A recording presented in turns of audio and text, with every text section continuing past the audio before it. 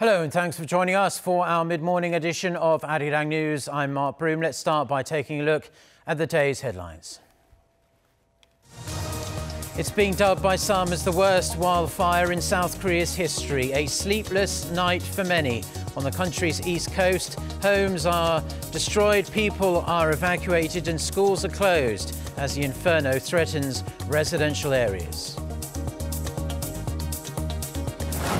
The South Korean government orders all hands on deck to contain the blaze ripping through Gangwon-do province and protect residents from the fire.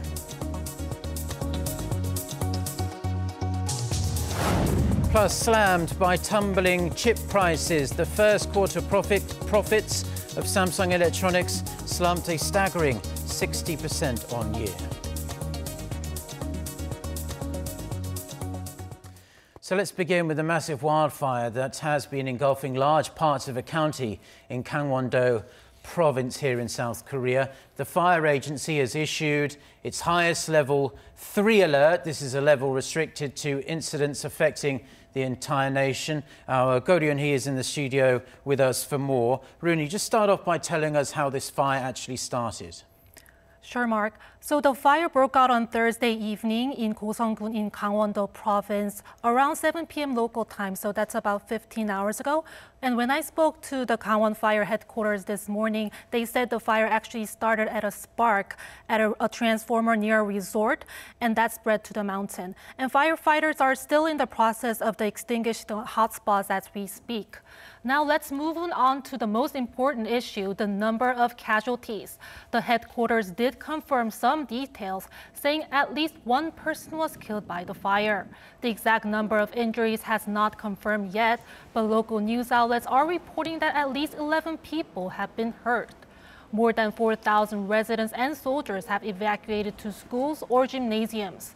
Hundreds of homes in the areas are reportedly damaged as well. In terms of the size of the blaze, around 250 hectares of forest have been burned so far in Goseong. That's similar to the size of Seoul's financial district of Yeouido. Officials say the strong winds made the fire spread quickly, once reaching 5 kilometers per hour. A strong wind warning is issued for the Gangwon-yeongdong region, and the fire has spread to the city of Sokcho as well. 25 schools are shut down there temporarily. Well, it's good that they're taking precautions to ensure everyone stays as safe as possible, and we'll get more into that shortly. Now, I know this is a separate incident, but there's also another fire raging in Gangneung, which is another part of Gangwon-do province. Tell us about that. Yes, Mark. I do want to point out that the fires in Gangneung are separate from the fires we've been talking about. There have been several in the provinces. And a fire also broke out there last night at around 11:45 p.m. local time. In Gangneung, about 20% of the fire is out, but around 110 hectares of forest have been burned so far there. The exact cause is unknown, but the fire did break out the mountain.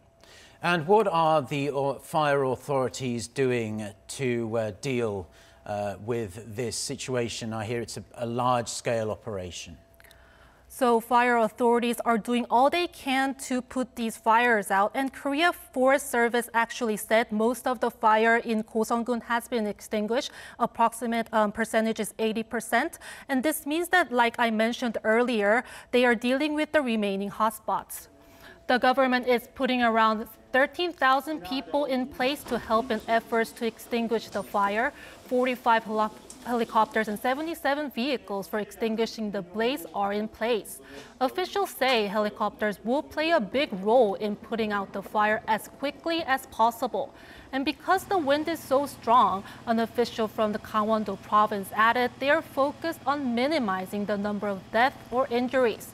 The Ministry of Defense also announced it has set up a disaster control tower and will provide military food rations to around 6,800 people. The firefighting process is expected to ramp up later in the day. Okay, Rooney, thank you very much for your very comprehensive reporting. I believe we'll be talking to you again later in the newscast. Thank you. Thank you. Now, sticking with our top story then, President Moon Jaein is urging related authorities to utilize all available resources to cope with the devastating fire in Gangwon-do province. At an emergency meeting at the top office in the early hours of this morning, the president ordered all hands to the pump to contain the fire. 특히 진화 과정에서 진화 작업에 동원되는 소방관 등에게 안전사고가 발생하지 않도록 각별히 유의해 주시기 바랍니다. 각 지자체가 중심이 되어서 인명피해가 발생하지 않도록 산불이 번질 지역이 있는 지역은 주민 대피 등 적극적이고 선제적인 조치를 취해 주시기 바랍니다. The president also ordered the prime minister to closely monitor the situation while taking necessary actions like holding an emergency meeting. Officials have been telling residents to evacuate, especially those in vulnerable areas, in a preemptive manner, while asking the authorities to come up with their own plans for the welfare of the people caught up in this fire. The president added the government should also cooperate with North Korea in case the fire spreads to the north.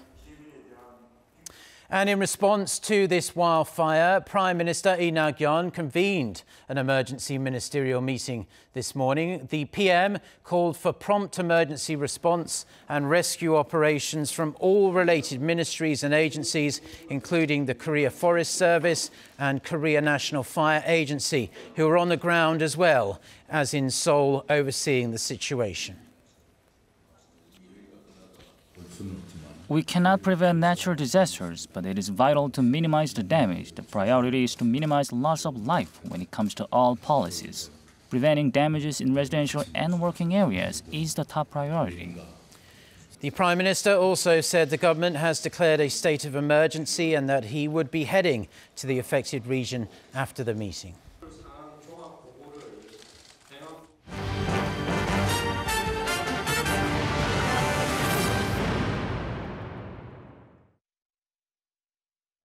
Now, in other news, South Korea's tech giant Samsung Electronics says its first quarter operating profit fell 60% on year. That's the biggest drop in operating profit for the company in 4 years, according to the company's preliminary guidance report. Estimates released on Friday, the operating profit fell to $5.5 billion and sales fell 14% on year to around $46 billion. The announcement comes after Samsung had issued a warning last month that its earnings would be lower than market expectations, citing falling chip prices and lower demand for its LCD display panels. South Korea's top security chief says the Moon administration is mulling the possibility of sending an envoy to North Korea. Speaking to the National Assembly's House Steering Committee on Thursday, Jung Eung revealed that information. Asked if the resumption of the joint inter-Korean complex and tours to a mountain in the north are on the agenda for the summit with President Trump, Jung said the leaders will cover a wide range of issues. He added it's highly unlikely another inter-Korean summit will happen before next week's Moon-Trump meeting, given the short time frame to arrange it.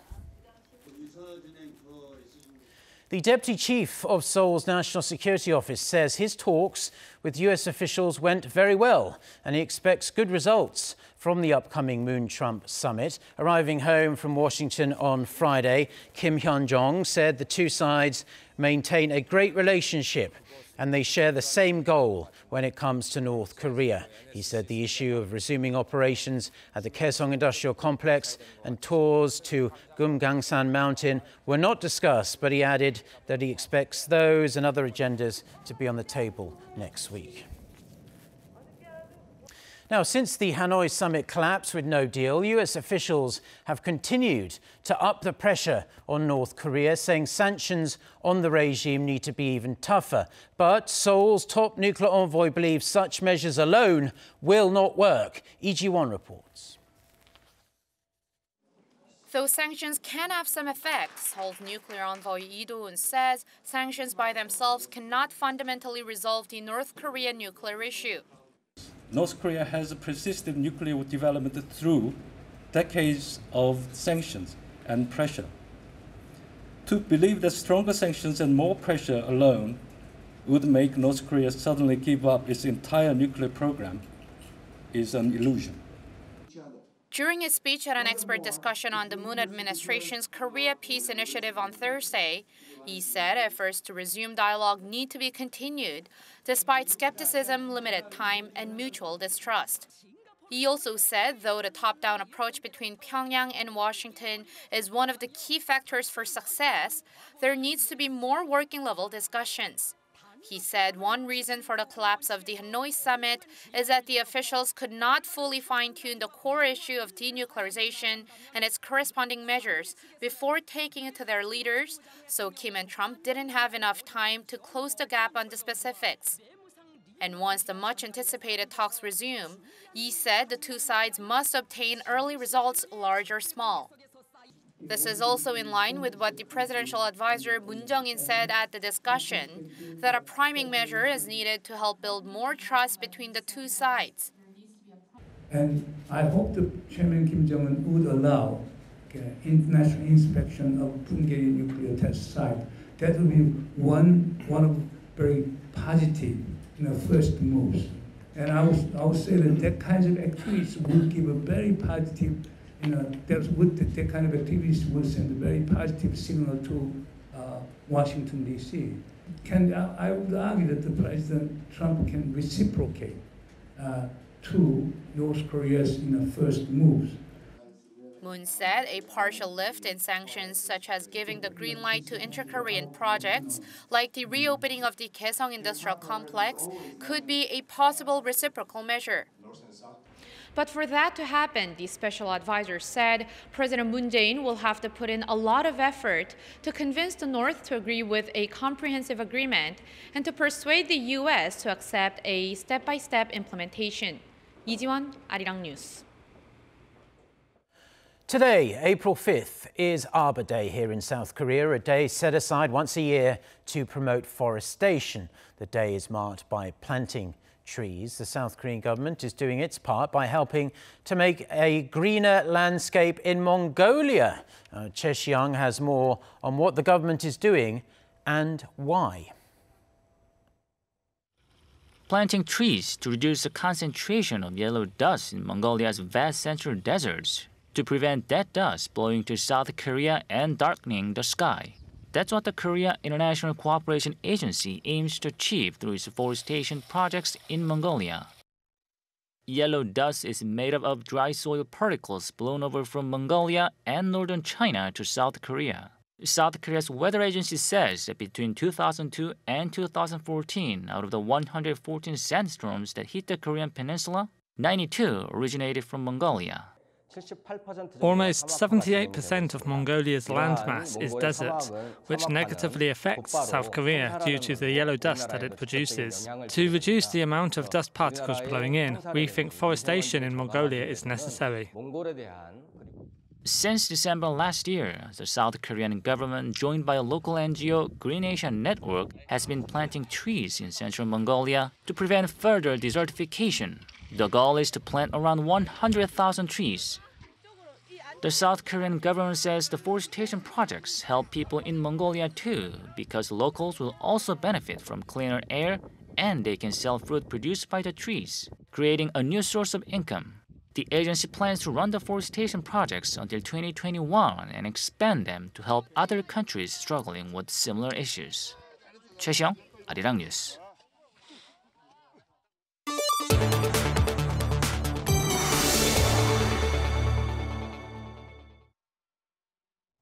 Now, the billionaire founder of Amazon has finalized his divorce with his now ex-wife, and she is walking away with a true fortune. For more on this and other news from around the world, let's turn to our Cha Sang-mi.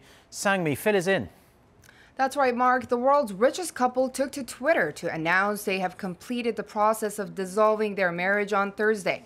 McKinsey and Jeff Bezos revealed their divorce terms, where Jeff was granted 75% of the couple's Amazon stock, along with all voting control.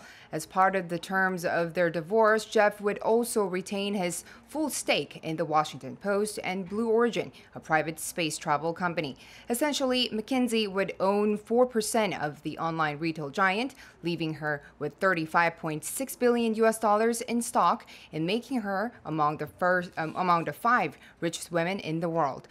Jeff still is the richest man in the world, and Jeff Bezos was reportedly, this news comes after Jeff Bezos was reportedly in a relationship with former Fox TV News anchor Lauren Sanchez. A report by Ethiopian investigators revealed that the pilot of the doomed Ethiopian Airlines Flight 302 followed safety procedures recommended by Boeing. The report, which was released on Thursday, laid out a timeline of the flight based on analysis from a group of Ethiopian and international investigators and showed the pilots had followed the proper procedures recommended by Boeing. This included cutting off power to an automatic system that was pushing the nose down. In response, Boeing released a statement saying it was very sorry for the lives lost and is relentlessly focused on safety to ensure tragedies like this never happen again. Earlier last month, the Boeing 737 MAX aircraft crashed about 6 minutes after takeoff, killing all 157 people on board. Washington and Beijing kicked off a fresh round of negotiations in hopes of bringing an end to their trade war. The two sides reportedly agreed on trade pledges, but apparently suggested different timetables for implementing them. Kim Da-mi updates us on the situation. The United States has reportedly set a target date of 2025 for China to fulfill its trade pledges, as the two countries kicked off a fresh round of negotiations in Washington on Wednesday local time. According to Bloomberg on Wednesday, the proposed pledges include purchasing more U.S. commodities such as soybeans and allowing 100% foreign ownership for U.S. companies operating in China. While the U.S. reportedly noted possible retaliation against China if the pledges are not kept, China supposedly suggested 2029 to fulfill the pledges. In hopes of hammering out a comprehensive agreement to bring an end to the trade war, U.S. President Donald Trump will meet Chinese Vice Premier Liu He at the White House on Thursday local time. The Chinese vice premier is in Washington for trade talks with U.S. Trade Representative Robert Lighthizer this week, following last week's talks in Beijing. After the Beijing talks, White House economic advisor Larry Kudlow said the trade negotiations were progressing and they hope to get closer to a deal this week. Kudlow added they made good headway in Beijing last week, where China acknowledged the problems of intellectual property theft, forced technology transfer, and hacking for the first time. If the talks are successful, Presidents Trump and Xi may get together to sign a final agreement to end their protected tariff dispute. And people familiar with the plan said the meeting date between Trump and Xi could be announced as early as Thursday. Kim Da-mi, Arirang News. Global life expectancy jumped by 5.5 years between 2000 and 2016, yet unequal income and access to healthcare makes it far shorter lives for many. The World Health Organization says that on average, a child born in 2016 is expected to live 72 years, up from 66.5 years in 2000. The UN Health Agency attributed the result to dramatic drops in deaths among children under 5, especially in sub-Saharan Africa, where advances has been made against HIV and AIDS and other communicable diseases, such as measles. But despite progress in poorer countries, the WHO said expectancy gaps between developed and developing nations are significant, 18 fewer years on average from people in low-income countries.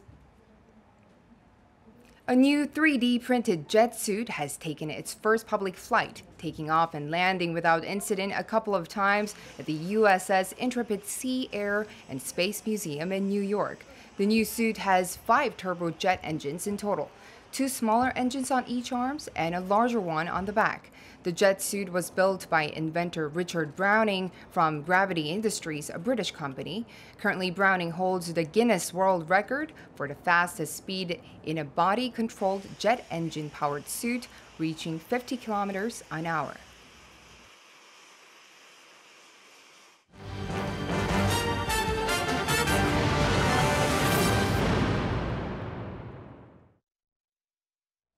Okay, what we're going to do now is we're going to turn our attention back to this wildfire that's been ripping through large parts of a county in Gangwon-do province on Korea's eastern side of the peninsula there. Our Go-Roon Hee is still with us in the studio.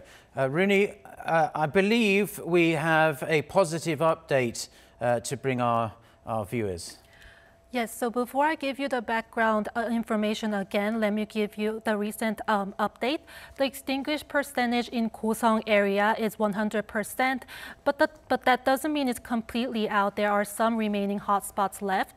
And the fire broke out on Thursday evening in Gosong-gun in Gangwon-do province around 7 p.m. Korea time, so around 15 hours ago.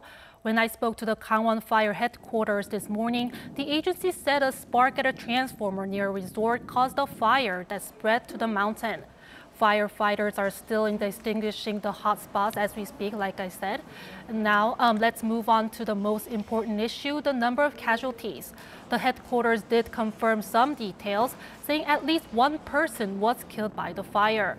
The exact number of injuries has not confirmed yet, but local news outlets are reporting that at least 11 people have been hurt. More than 4,000 residents and soldiers have evacuated to schools or gymnasiums. Hundreds of homes in the areas are reportedly damaged as well. And in terms of the size of the blaze, around 250 hectares of forest have been burned so far in Gosong. That's similar to the size of the Seoul's financial district Yeouido.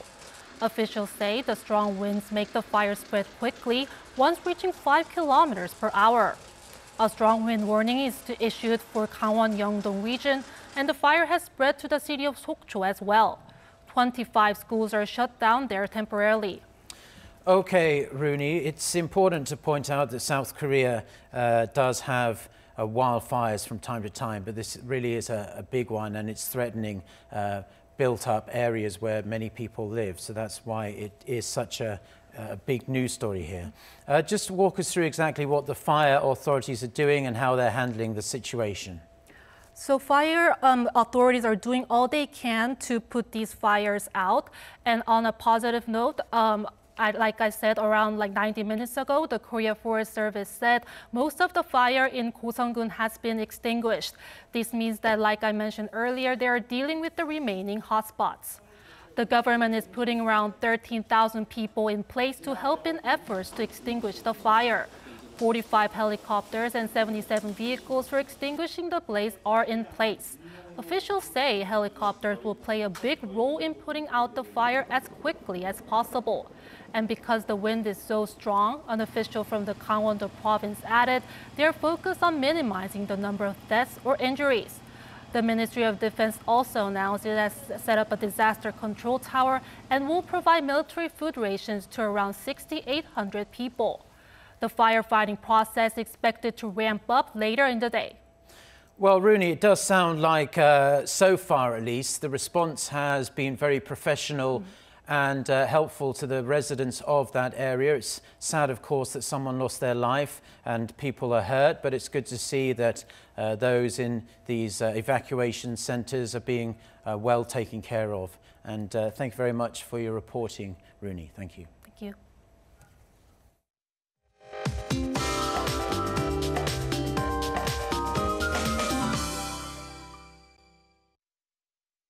Good morning. Well, today is actually an Arbor Day here in Korea, and extreme dry and windy conditions will continue with many eastern regions under dry weather warning. And conditions don't look any better for containing the fire in Gangwon-do province.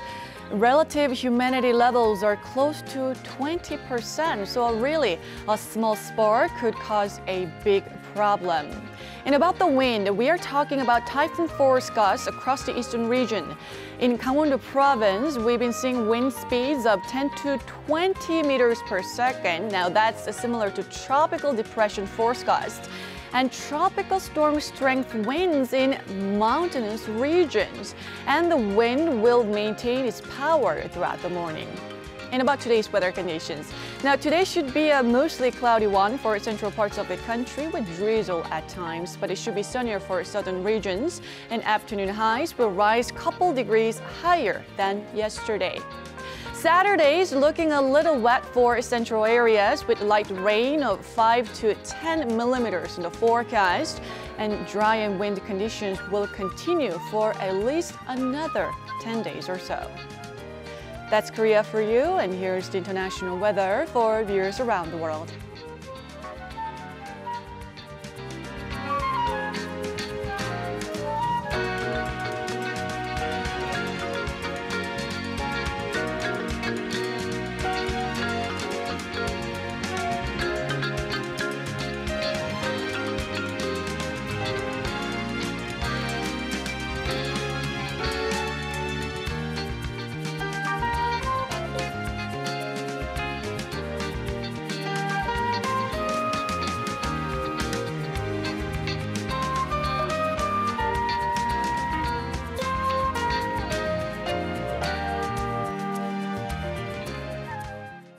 Okay, that's where we're going to have to leave the news for now. We'll have more updates on the wildfire in Gangwon-do province at noon Korea time. So until then, goodbye.